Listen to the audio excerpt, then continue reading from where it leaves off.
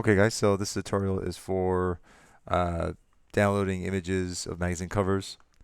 So I went to Google and I'm on my images.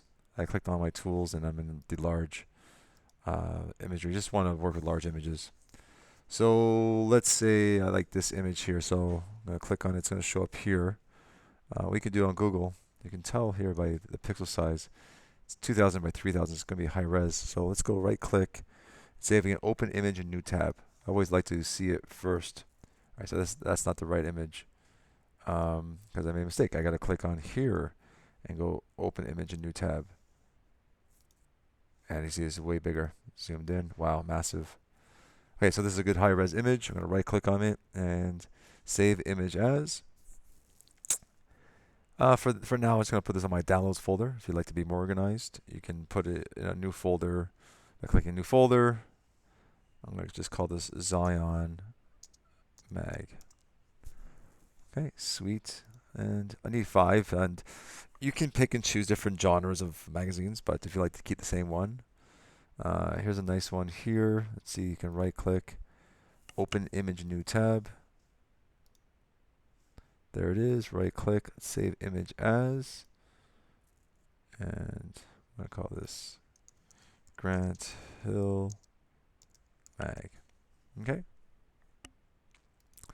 Now, if there's ever a situation where you need an image off your screen, you can't download it for some reason, try pressing Alt Shift and the number 4 together. Sorry, Command Shift 4. I don't know if you guys see on my screen, but I can click and drag a box, and I can screenshot that area. What it does, it goes on my desktop, and voila, there's this image as well. So if for some reason you can't download an image, you can just screenshot it as well. Okay, so let's go into the InDesign aspect of this. Right, so imagine you downloaded 3 more of different magazines that you want to analyze. Let's open up InDesign. Okay, you have this icon here, and if you can't find it, remember guys, click on Finder, go to Applications. I like using View. Scroll down till you see InDesign CS6. Click on it, and there's the icon that you want to bring into your work area bar. Okay. If not, that's where you find it. Please don't use CC unless you're licensed to. So double click on that, and then you should get this. Now in InDesign, what you're going to do is just click on a new document. A box will pop up. I recommend you do 5 pages. I'm not facing them. I'm going to have them unfaced, 8.5 by 11, and keep them portrait because most magazines, well, 99% of magazines are in the portrait format. Don't worry about columns and the spacing. Just leave that alone. Just have 5 pages, and we'll start number 1. And take facing pages off. So you're going to have 5 blank pages. You should have a page icon right here, and you can click on what page you want to start on. Now, use your selection tool. Go to File and Place.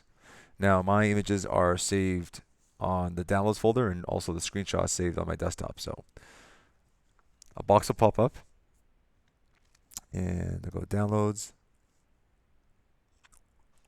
Here is the Zion magazine JPEG. I'm going to bring that in. Now, it's a high-res image, so when I click and drag go, it's going to be massive. Okay. Now, let me describe something in InDesign. The black outline is the actual size of the paper. This magenta-colored outline is just a margin. You can get rid of it, or you can at least leave it on. When you go to Preview, Screen Mode Preview. Also, if you click on this icon here and just say Preview, you can see that this black is the page, and my magazine cover fits in it, but it doesn't allow space for me to annotate or type out notes. So, a few ways you can do this. Click your image and just say scale it. Have it proportioned by clicking on this link. If you have that, you distort it. For example, if I do 25, that's not right. But I had it linked. If I do 25, you can see it was proportionally scaled. Now 25 was too much. I probably will scale this down maybe 70%, and voila. Now I want this to the center of the page. Here's a few tips and tricks you can do. Click your alignment tool. Now if you can't find alignment, click Window, and go to, where are you? Object and layout and align. Shift 7, F7 is the shortcut. Okay? So click on align, and what you want to do is make sure you have the show options feature. I'm just going to bring this out here. You can see it a little bit better. Okay. And what we're going to do here is tell the computer to align to the page that this object is going to be center and center. Okay.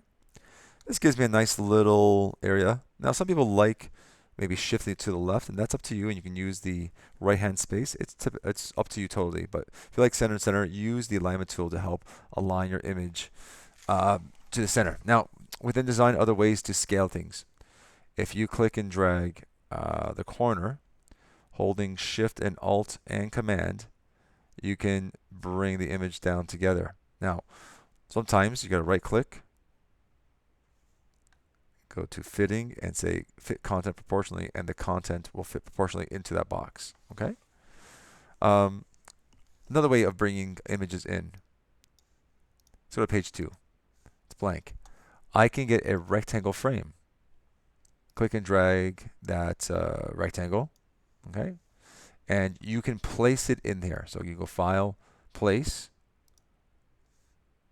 and let's click and drag it in. Now, it may not fit properly. So you're going to have to right-click, Fitting, Fit Content Proportionally in that box, okay? If your box is bigger than the actual scale of it, not to worry. You can shrink down the blue box. That's like a frame. It hides things. So if I actually shrink this, it hides it. The image is still there. Okay, so Command Z. What I did there was just click on the middle icon and move the image inside that frame. The image is still exposed. Okay, so if you just bring the box to that size, that scale, boom, it's great. Now if you want to align it again, center and center, just make sure you have the align to page. Okay. If you feel you need more space for annotations, okay. Another way to bring images in, page 3, you could just literally click and drag it in. In this case, I'm going to go to my screenshot. It's on my desktop and just drag it in.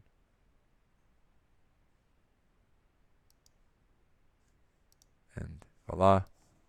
It's way too big. Probably going to scale this down a bit more. Let's do another 75, so 50%. And voila. Okay, so let's get into the annotations. What am I looking for? Well, in class we'll discuss little graph design techniques that you might want to comment on. One of the techniques I noticed right away is the sandwich technique, where the image is over top of the text. So what I'll grab here is, you can get your pencil tool, and I'm going to use my layers. I'm going to create a new layer, lock my first one so I don't touch all the pictures. Now I can draw over top, and I can just say, make a little line, make a little text box. I'm going to click and drag a text box here and just say close crop image over top of text. Okay, and shrink that box so that's just that, and then you just kind of make a little annotation note. Remember these, if you get a direct selection tool, you can grab these points and move them anywhere you want. Okay, that's the pencil tool. If you want to use a pen tool, you can, like, say for example, I'm going to comment on this. I'm going to click and drag a nice swirly line there. It's going to be a black outline. Text box, click and drag. Type your comments. Main header. Oops. Why capital letters?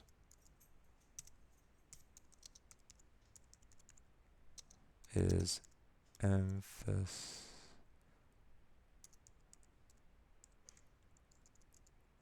Not even spelled right? I'm not even sure. Let's go to type. Sorry, edits, spelling, check spelling. Start. Oh, that is spelled right. Okay, what you know? Main header is emphasized. Continue this for other points. At least 3 guys. Ideally 3 to 5 is great. Take a look at the photograph. Maybe you want to comment the photograph. The color scheme is consistent. The subheaders, these points here.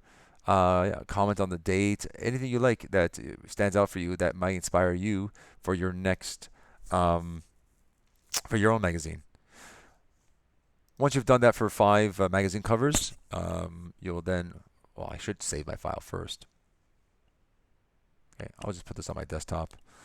Almeida, David, magazine,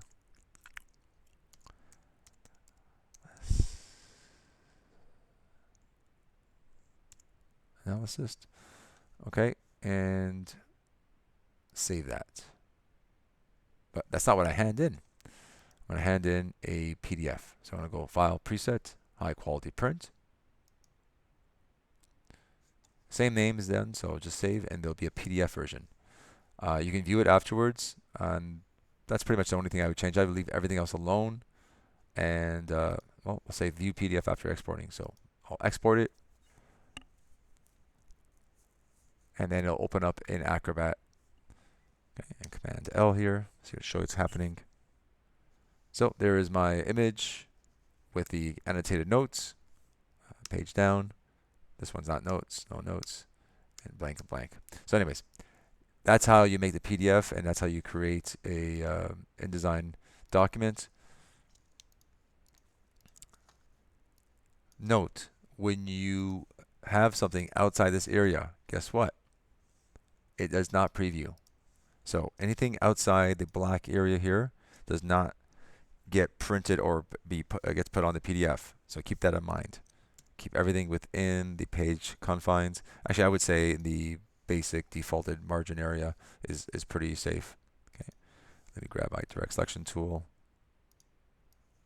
and I can move that point there. Oops.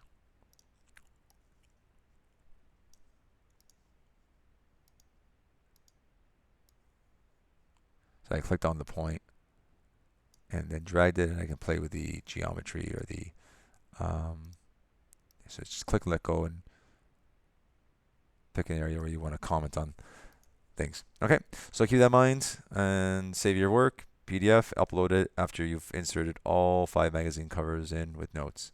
And at least 3 to, I would say 3 to 5 is nice. No less than 3, you'll lose marks. Okay, cheers.